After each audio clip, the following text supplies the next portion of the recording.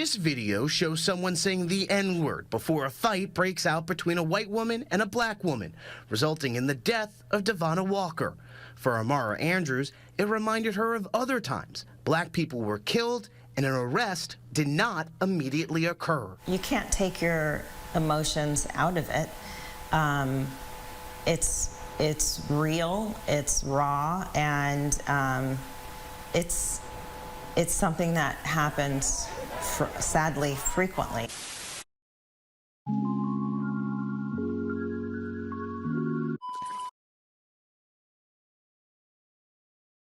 29-year-old Devonna Walker was murdered outside of her Cedar Rapids home on January 2nd after a verbal and physical altercation with a neighbor.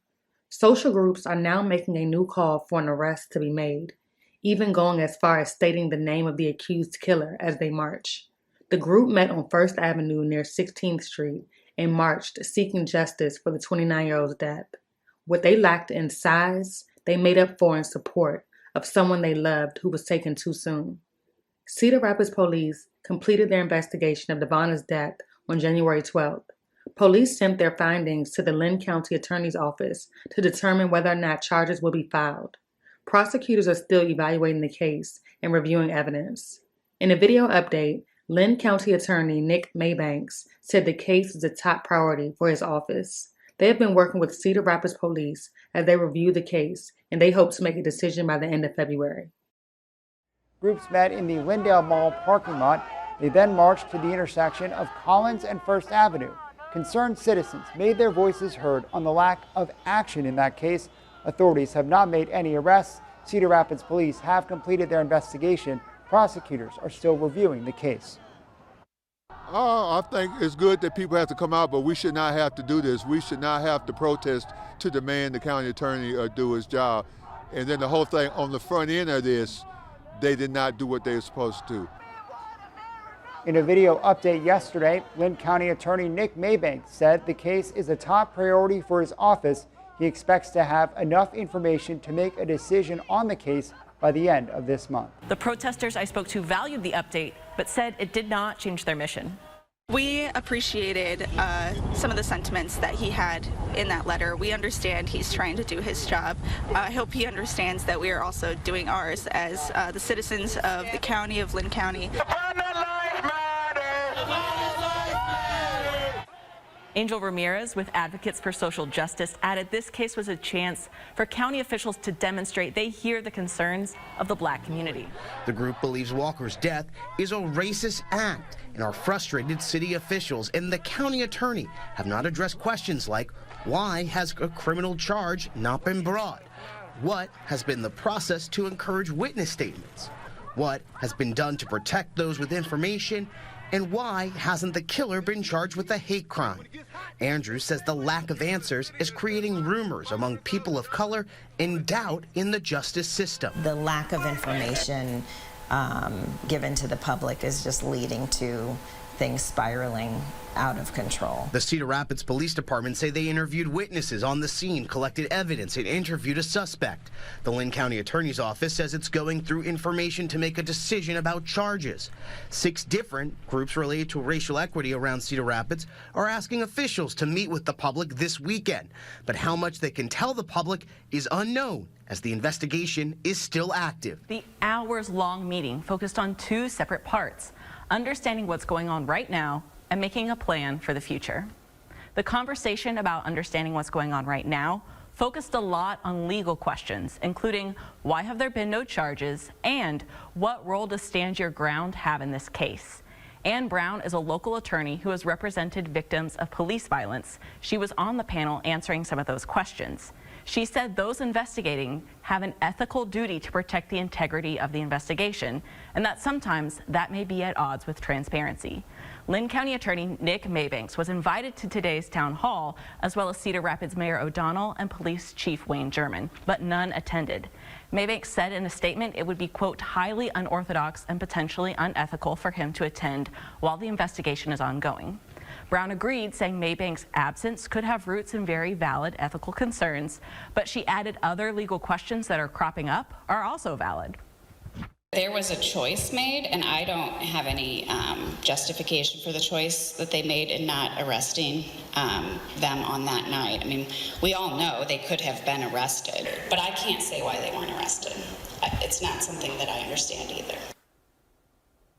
Brown said Stand Your Ground was largely created for, quote, campaign sound bites, but in practice, it created additional defense and very violent crimes. She says that using the N-word, as someone did in the video of Walker being stabbed, would very possibly limit his ability to use Stand Your Ground as a defense at all. In the end, Brown couldn't answer the most important question everyone seemed to have: why no charges have been brought. The city of Cedar Rapids has said in past statements that it's not uncommon for an investigation to take months until the necessary evidence is gathered to decide whether criminal charges are warranted. I'm going to give you an update into the investigation of the homicide of Devonna Walker. On January 2nd, 2023, Devonna Walker died as a result of being stabbed at a townhouse complex in Cedar Rapids. On January 12th, 2023, the Cedar Rapids Police Department submitted to our office investigative reports for consideration of criminal charges. As they stated they would do, the Cedar Rapids Police Department has continued to cooperate with our office in this ongoing investigation. I've been in constant communication with the Cedar Rapids Police Department regarding this investigation. Together, we identified potential follow-up investigative avenues, and they have continued to make attempts to contact and interview potential witnesses. Our office has been receiving additional reports up to and including today's date, when we corresponded to see whether new information was available. As I hope you all can see, this investigation has consistently been a top priority for our office and for the Cedar Rapids Police Department, among the many other cases our offices collaborate upon. The homicide of Devonna Walker is a very important case. As of next week, I must also attend to another very important case that will be going to trial in Lynn County and will take up to 2 weeks. The homicide of Devonna Walker will continue to receive attention and be reviewed during this time period. To assure that multiple eyes are laid upon this important case, I have requested 2 of my top felony prosecutors to review this case as well. Hopefully, during this time, we receive the final information we need to make a decision. Once our office has made a decision on how to move forward, I will share that information with Devonna's family. I will then announce the decision publicly. I expect to have enough information to be able to make a decision by the end of February. To be abundantly clear, our office and I personally am very aware of the disgusting, hateful, and vile language that has been seen on a video that has been publicly accessible. The use of this language is being considered in this investigation, along with all of the other evidence in the law to which we are bound in the state of Iowa. I'll be direct. There is no place for the use of this disgusting language in a civilized society. The careful consideration that we've been giving to this case should not be construed in any manner to be an expression of ambivalence to the hurt that so many people feel from watching and listening to this language. It is on the top of our minds. In conclusion, let's take a moment to reflect on the senseless loss of life that occurred in this case.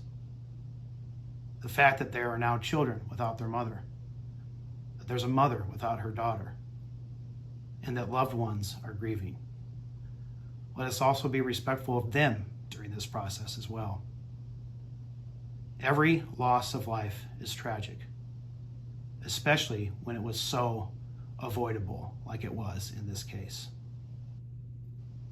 We mourn with Devonna Walker's family and those community members that are feeling aggrieved.